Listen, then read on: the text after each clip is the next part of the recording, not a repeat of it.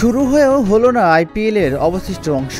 চিরপ্রতিদ্বন্দ্বী ভারত পাকিস্তানের সামরিক সংঘাতে স্থগিত হওয়ার পর শনিবার আবারও ফ্রাঞ্চাইজি টুর্নামেন্টটি মাঠে গড়ানোর কথা ছিল, কিন্তু তা হতে দিল না বেরসিক বৃষ্টি। তাতে মূলত কপাল পুড়েছে ডিফেন্ডিং চ্যাম্পিয়ন কলকাতা নাইট রাইডার্সের।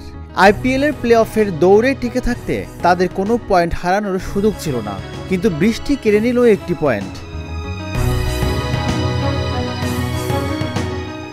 এম চিন্নাস্বামী স্টেডিয়ামে নতুন করে আসরের খেলা গড়ানোর অপেক্ষা ছিল স্বাগতিক রয়্যাল চ্যালেঞ্জার্স ব্যাঙ্গালোর এবং কলকাতা, কিন্তু উভয়কেই হতাশ করে প্রতিকূল আবহাওয়া তাদের একটি করে পয়েন্ট ভাগ করে দিয়েছে, যা কলকাতার জন্য চরম হতাশার আর বেঙ্গালুরুর জন্য চূড়ায় ওঠার সুখকর মুহূর্ত।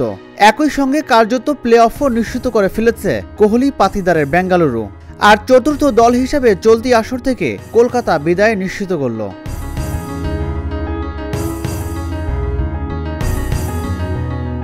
কলকাতার আশা টিকিয়ে রাখা এবং বেঙ্গালুরুর প্লে অফ নিশ্চিতে এদিন জয়প্রদন ছিল উভয় দলের।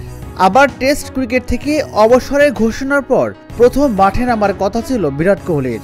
ক্রিকেট প্রেমীদের একাংশ তাকে সম্মান জানাতে টেস্টের 18 নম্বর জার্সি পরে মাঠেও এসেছিলেন।